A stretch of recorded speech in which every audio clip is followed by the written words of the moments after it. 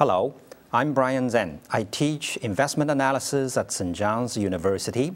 I manage money for private and institutional clients with a New York investment firm. I have earned an MBA in accounting, a Ph.D. in finance, and I have passed all the 3 CFA exams. In this study session, we talk about bond valuation. As you know, the Level 2 CFA exam is a valuation test. All the issues will be discussed under the light of how to value a particular security. The fundamental principle of valuing a debt security is essentially the same as the valuation for an equity security. You look at the future cash flows that you are going to receive from this particular security, and then you use the appropriate discount rate to discount all these future cash flows to get the total present value. And that present value, if it is lower than the current market price, you try to sell that security. If the present value of all your future cash flows is above the current market price, it means your security is undervalued, and you try to see if you want to buy that particular security. The fundamental principle of security valuations is all essentially the same: to use the appropriate discount to discount all the future cash flows to get the total present value. To value a bond, you would look at the coupons that you will be receiving. And then at the end of the time horizon, when the bond matures, you are going to get your principal back. So the last cash flow is the principal payback plus the last coupon. You use the correct discount rate to discount all your future cash flows to get the current bond price.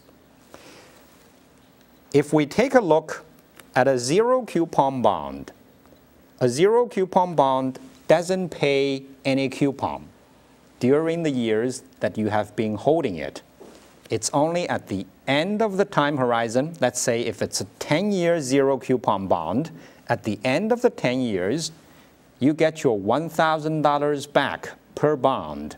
So the par value is going to be $1,000. Let's say this is a 10-year bond. We always use semi-annual convention for zero coupon treasury bonds. So 10-year multiplied by 2, you put in 20 here because we're using semi-annual compounding. And let's say the current risk-free rate is 5%. You use 5% divided by 2. 2.5% is the semi-annual yield that you require from your investment. You put these numbers into the calculation, you would be able to get the correct price for that particular zero coupon bond. When we value a bond, we first need to project what kind of cash flow we will be receiving in the future years while we're holding this bond. However, certain structures of particular types of bonds have uncertain future cash flows. Let's take a look at 3 of those type of bonds with uncertain future cash flows. The first type of bonds with uncertain cash flows are the bonds with callable or puttable features. Here, if a bond is callable, the issuer will have the right to pay you early, to call your bond certificates and pay the $1,000 bucks back to you. So when the interest rate drops, the issuer see that they would be able to borrow at a new, lower interest rate at the current market situation. They would probably call the bond back, pay you early, and then go to the market to borrow at a lower rate. So if they call them, the future cash flow pattern of your bonds will be totally changed. You will be getting your principal back much earlier. If a bond is puttable, you have the right to put the bond certificate back to the issuer, demand for your $1,000 back if that bond price is not doing too well, if it's dropping because of the interest rate rising or whatever reason. So if you decide to put the bond back, you're getting your principal back much earlier. The cash flow pattern changed. The valuation of those type of securities will be much more complex. You'll have to calculate the probabilities of the cash flow changes. The second type of bonds with uncertain cash flow is the floating rate, LIBOR. Those type of bonds, they have interest rate being set periodically. So when the market interest rate changes after 1 quarter or half a year, the interest rate from your bond changes. So the valuation of those type of securities will have some other complex issues involved. The last type of bonds with uncertain cash flows are the convertible or exchangeable. Those type of bonds can be converted to the common stock.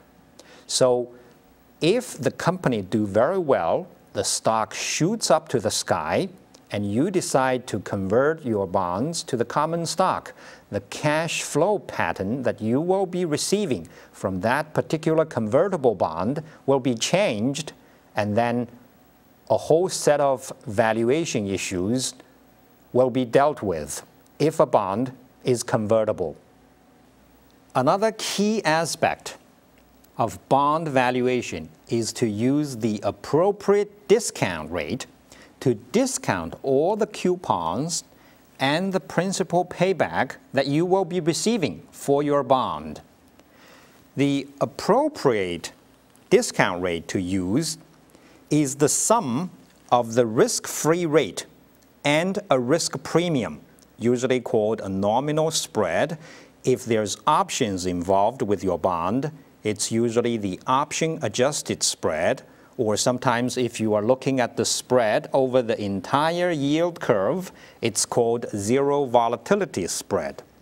Usually in practice, people use the yield for the on-the-run U.S. Treasury securities using the same maturity as the average maturity of your bond, and then plus a certain spread. Essentially, if you are trying to value a 10-year corporate bond, you look at the 10-year on-the-run U.S. Treasury yield plus whatever spread you want from this particular company, depending on the risk profile of that company. To be more precise with your valuation, we use what is called an arbitrage-free valuation approach. Here, we try to apply the spot rate. Use the spot rate for a certain year to discount the coupon that you are going to receive for that particular year. As you know, when you use your calculator to do the yield to maturity calculation for your bond, you are essentially using the same yield maturity for all the coupons and for the principal payment. That's a big simplifying assumption. In the real world, as the time goes by, as the maturity increases, the interest rate that you will be getting increases. So the precise method to calculate the present value of those bonds is whenever you receive that particular cash flow, you should use the spot rate of that particular period to discount that particular cash flow. After you have calculated the present value of all these coupons and principals, you would get the total present value. You compare that total present value to the market price to determine if there is an arbitrage opportunity or not.